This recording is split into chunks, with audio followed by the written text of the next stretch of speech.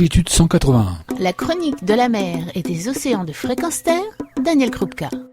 Bonjour, je suis avec Martin Colognoli, aujourd'hui de Coral Guardian, une association de protection du corail, une association française, et nous l'avions déjà reçu dans une précédente émission, et je vous propose aujourd'hui d'examiner avec lui les différentes méthodes employées pour pouvoir effectivement restaurer le corail. Martin, bonjour.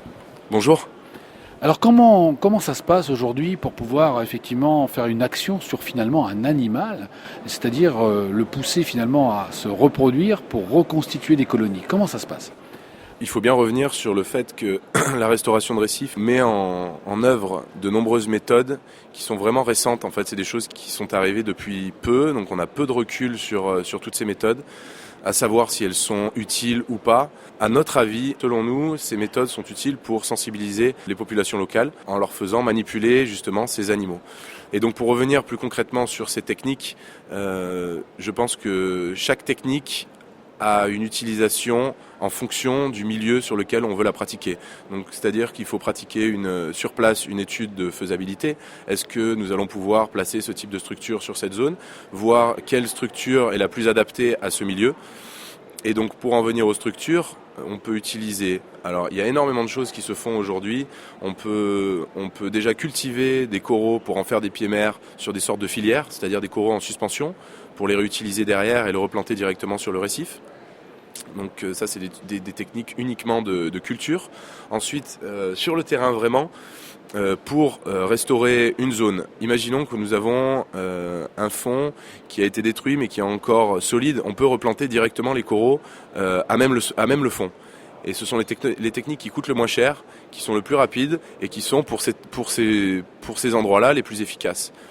Ensuite, beaucoup d'organisations et entreprises utilisent du béton, utilisent du métal électrifié, qui crée une accrétion minérale avec une accumulation de calcium autour de ces barres métalliques, donc protégeant le métal, l'empêchant de rouiller et alourdit la structure.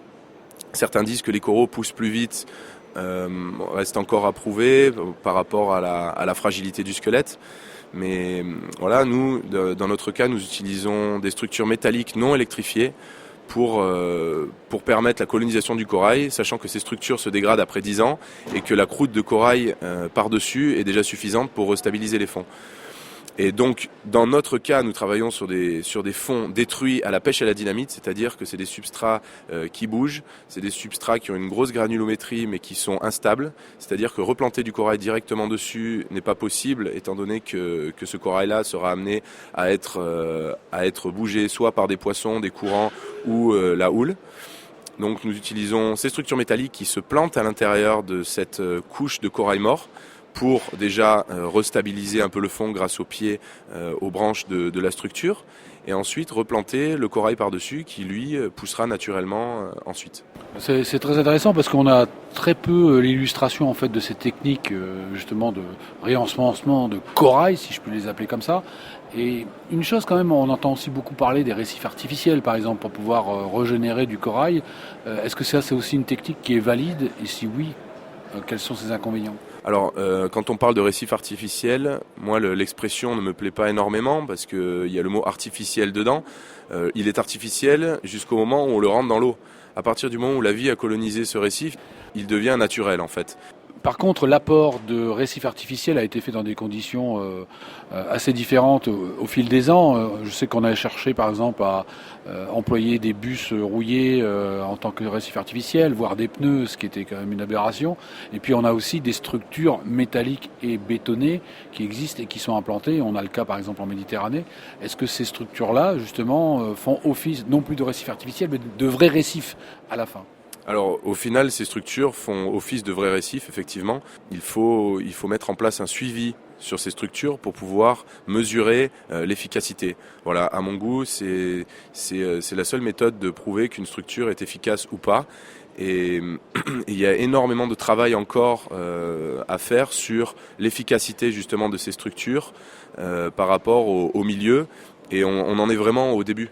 Alors par contre, je crois qu'il y a quelque chose qu'on peut dire qui est gagné immédiatement, c'est de toute façon, même si ça marche pas, les populations sont beaucoup plus sensibles.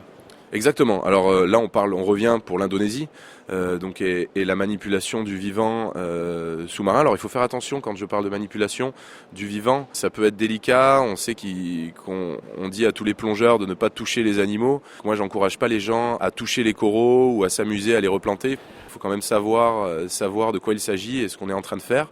Les personnes de ces villages ont besoin de passer par la pratique pour comprendre l'intérêt de ces animaux et donc de les manipuler. Ce qui veut dire qu'ils apprennent à les aimer aussi, et quand on les aime, on les protège. Exactement. Et c'était un très beau mot de la fin. Comment on peut vous aider pour pouvoir planter du corail justement à l'autre bout de la Terre ? On a 3 types de financement, donc des financements publics, privés et des financements de particuliers. Je voulais axer sur le financement particulier qui est super important pour nous, pour le côté sensibilisation. Donc notre association permet à tout le monde de pouvoir parrainer un corail, donc adopter un corail sur notre site internet ou en nous rencontrant sur des stands. Donc c'est une donation de 30 € et avec ces 30 €, nous plantons, donc notre équipe sur place plante un corail, nous envoie une photo et nous vous envoyons un certificat avec le nom sous le corail, le nom que vous avez demandé de mettre, et ça peut être un super cadeau, ça peut être quelque chose de bien pour vous, pour les récifs coralliens. On rappelle le nom du site ? Alors le nom du site, coralguardian.org. N'hésitez pas à aller aussi prendre de l'information, il y a énormément de choses à voir, des vidéos, des photos. Voilà, je vous encourage à aller jeter un coup d'œil. Eh bien, je te remercie beaucoup Martin, et puis je te souhaite de continuer dans cette voie et puis d'avoir encore plein de succès, même si c'est des succès à long terme. À très bientôt. Merci beaucoup Daniel, et merci de m'avoir invité sur cette interview. Merci. Retrouvez et podcastez cette chronique sur notre site fréquenceterre.com.